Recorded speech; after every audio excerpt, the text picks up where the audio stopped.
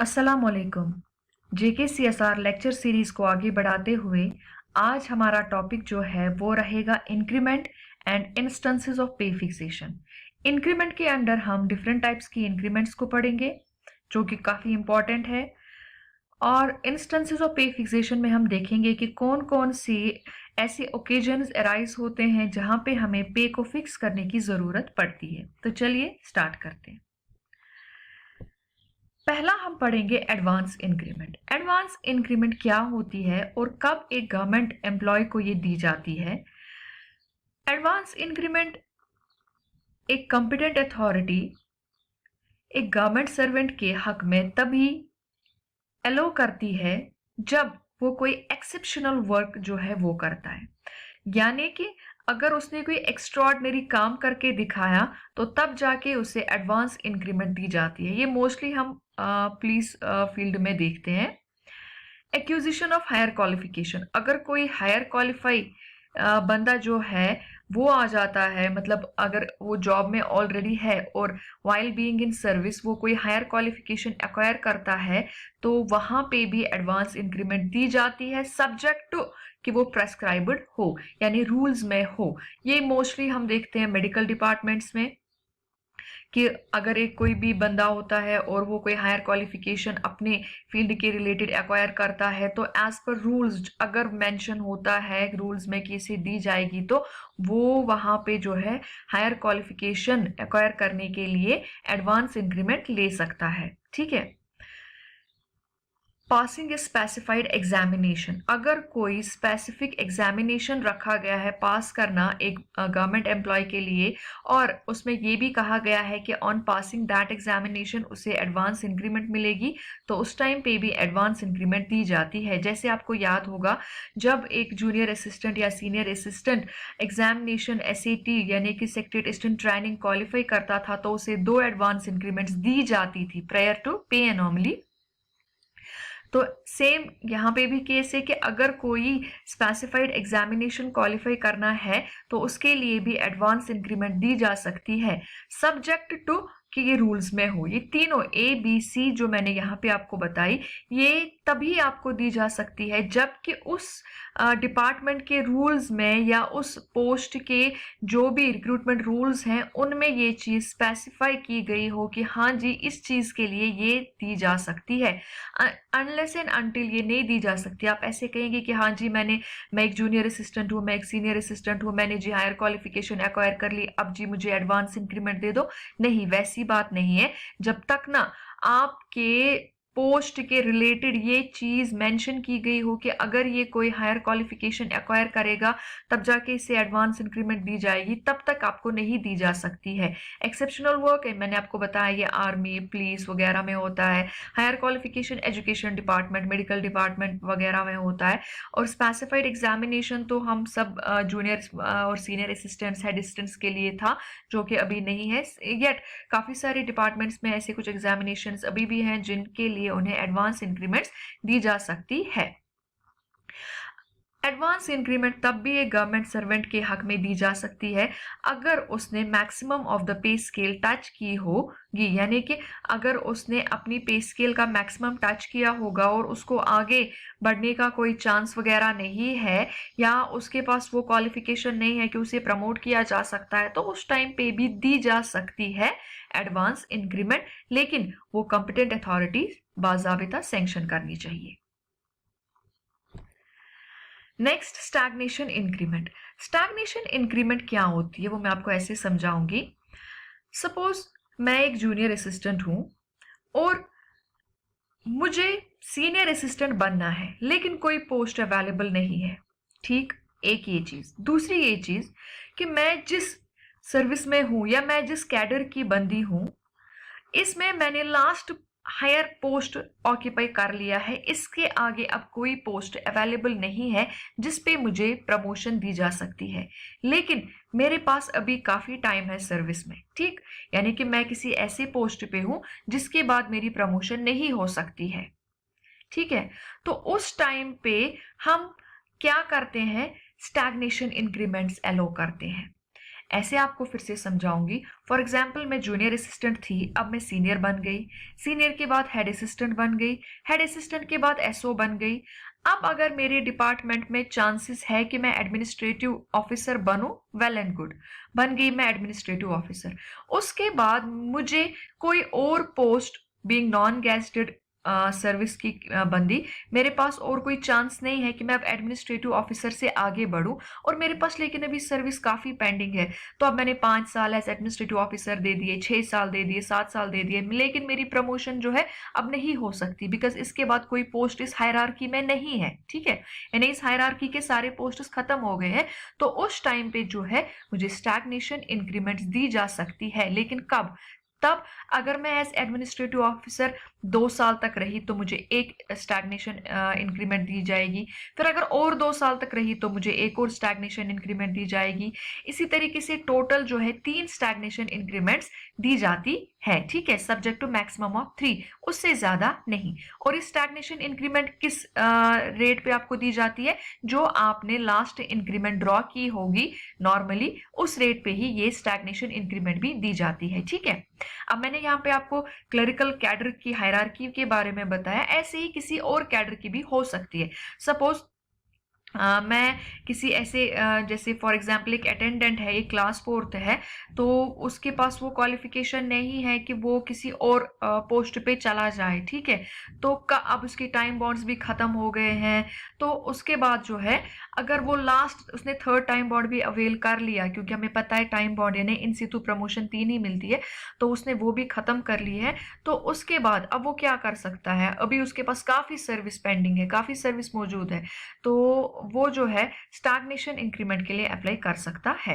इसी तरीके से नॉन गेजेटेड हायरार्की में या गेजेटेड हायरार्की में अगर आपने अपनी हायरार्की का हाईएस्ट पोस्ट ऑक्यूपाई कर लिया और इसके बाद 2 साल तक आपको कोई प्रमोशन के चांसेस नहीं है, 2 साल क्या किसी भी प्रमोशन का कोई चांस नहीं, बिकॉज आपने already highest post of the hierarchy जो है वो होल्ड कर लिया है, तो 2 साल के बाद आपको एक स्टैग्नेशन इंक्रीमेंट दी जा सकती है। फिर उसके और 2 साल बाद एक और स्टैग्नेशन इंक्रीमेंट दी जा सकती है, subject to 3 maximum stagnation increments. I hope आपको ये समझ आया होगा कि स्टैग्नेशन इंक्रीमेंट क्या होती है।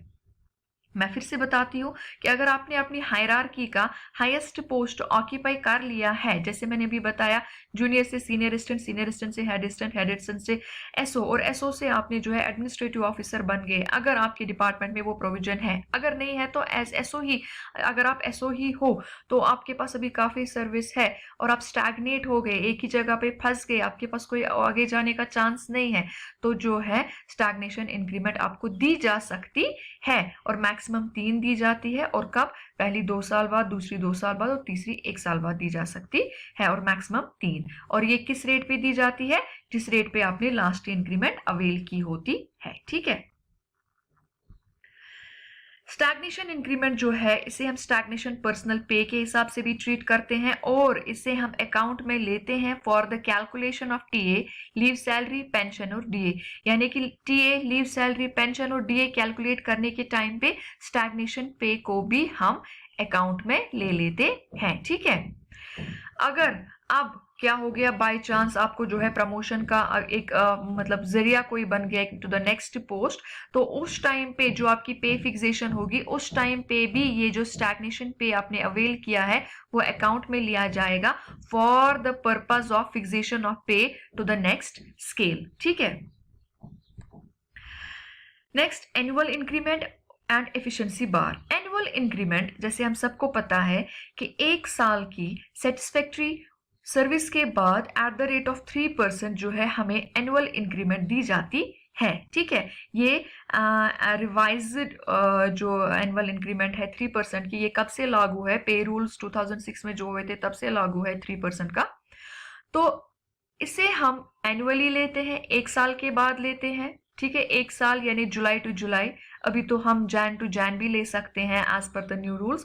तो दैट मीन्स जब आपकी सर्विस का 1 साल कंप्लीट हो जाए, तब नहीं, जब आपका एक ईयर फ्रॉम जुलाई टू जुलाई या जैन टू जैन कंप्लीट होता है सर्विस का, तब जाके आपको जो है एनुअली 3% का हाइक दिया जाता है एज एनुअल इंक्रीमेंट। ठीक है, तो that means service year from July to July और जून टू जून जैसे भी आपका जो है होगा। आप डेट ऑफ अपॉइंटमेंट से सर्विस ईयर कैलकुलेट नहीं कर सकते हो for annual increment.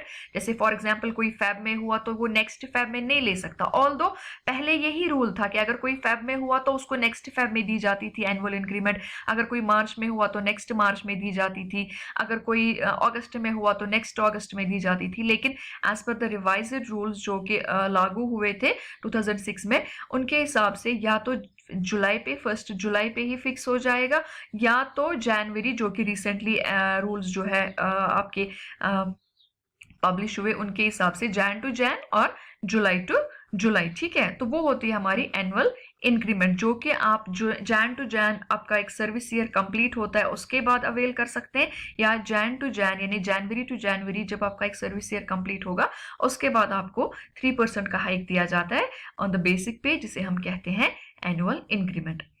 Efficiency bar, annual increment वगैरह जो है, इससे पहले क्या हुआ करता था, हमारी जो पे स्केल हुआ करती थी वो कुछ इस तरह की हुआ करती थी जैसे मैंने नीचे एग्जाम्पल में दिखाया है। इसमें आप देखेंगे बीच में लिखा है EB यानी एफिशिएंसी बार।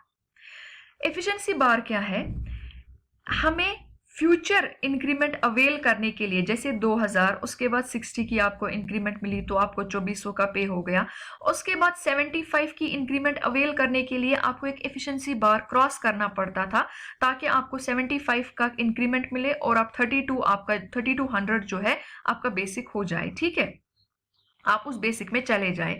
और ये एफिशिएंसी बार कैसे हम अवेल करते थे, या तो कोई पासिंग ऑफ एग्जामिनेशन हुआ करता था, या अगर एग्जामिनेशन का पास करना ना होता तो आपके जो है APRs प्लस रिकॉर्ड एनुअल जो था, या जो भी आपकी service record till that time जब तक आप एलिजिबल हो रहे थे एफिशिएंसी बार के लिए, वो सारा चेक होता था। उस सब के बिना पे जो है आपको क्वालिफाई किया जाता था इस नेक्स्ट इंक्रीमेंट के लिए। ठीक है, आई बात समझ। दैट मीन्स पहले तो आप 60 का ले ही रहे थे, लेकिन to avail further increment, to avail future increment of 75 rupees, आपको जो है एफिशिएंसी बार को जो है एक बार को क्रॉस करना पड़ता था। लेकिन ये अभी नहीं है, ये पहले हुआ करता था प्रायर टू जो हमारे इस टाइम के रूल्स है, काफी पहले की बात है ये।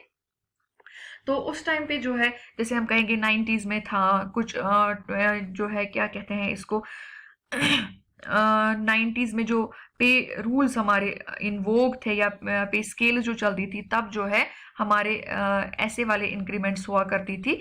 तो उसके बाद जो है इस एफिशिएंसी बार को खत्म करके डायरेक्टली एनुअल इंक्रीमेंट्स रखी गई। तो दैट मीन्स मैं यहाँ पे कहूंगी कि एनुअल इंक्रीमेंट से पहले जिस तरीके से इंक्रीमेंट मिलती थी, एक गवर्नमेंट सर्वेंट को एक इंक्रीमेंट दी जाती थी, वो होती थी एफिशिएंसी बार के बेसिस पे। ठीक है, तो एफिशिएंसी बार के लिए मैंने आपको बताया कि उसके लिए क्या करना पड़ता था। उसके लिए आपको या तो कोई स्पेसिफिक एग्जामिनेशन क्वालिफाई करना पड़ता था, या आपके APRs वगैरह देखे जाते थे। ठीक है, जैसे मैंने अभी बताया आपको, it means further increment to the employee in the pay scale was allowed only after he fulfills the eligibility, यानी जो भी एलिजिबिलिटी रखी जाती थी एफिशिएंसी बार के लिए, जब वो एलिजिबिलिटी जो है वो फुलफिल कर लेता था तो तभी उसे जो है वो इंक्रीमेंट दी जाती थी। और ये जैसे हमें आज पता है कि ऐसे हर किसी एम्प्लॉय को हम जो है दे देते हैं एनुअल इंक्रीमेंट 3% की without any order from the competent authority वगैरह। लेकिन तब जो एफिशिएंसी बार था उसको अवेल करने के लिए अथॉरिटी की परमिशन की ज़रूरत होती थी, और अथॉरिटी जो है ये परमिशन देने से पहले APRs वगैरह को अकाउंट में लेती थी, यानी एनुअल परफॉर्मेंस रिपोर्ट्स वगैरह उस एम्प्लॉय के देखती थी, और उसकी जितनी सारी एंट्रीज होती थी सर्विस बुक पे या कॉन्फिडेंशियल रिपोर्ट पे, कोई एडवर्स रिपोर्ट तो नहीं आया, वो सब भी चेक किया जाता था। तो जब उन्हें ये लगता था कि सारा क्राइटेरिया जो है फुलफिल हो गया, तब ही जो है एफिशिएंसी बार वगैरह जो है क्वालिफाई किया हुआ माना जाता था और उसे फर्दर इंक्रीमेंट दी जाती थी। तो आज का यहाँ तक ही रहेगा हमारा वीडियो। तो मैंने कहा था कि हम पढ़ेंगे ओकेजन्स ऑन विच पे फिक्सेशन जो है वो की जाती है, तो वो हम इंशाल्लाह नेक्स्ट वीडियो में पढ़ेंगे। आज के लिए आई गेस इतना काफ़ी है। आई होप इतना आपको समझ आया होगा। मैं वो भी आज ही करती, लेकिन अब ये इंक्रीमेंट्स के साथ मैसअप हो जाएगा, इसलिए आई थिंक कि वो नेक्स्ट वीडियो में हम पढ़ेंगे। With this I conclude today's video. Thank you so much.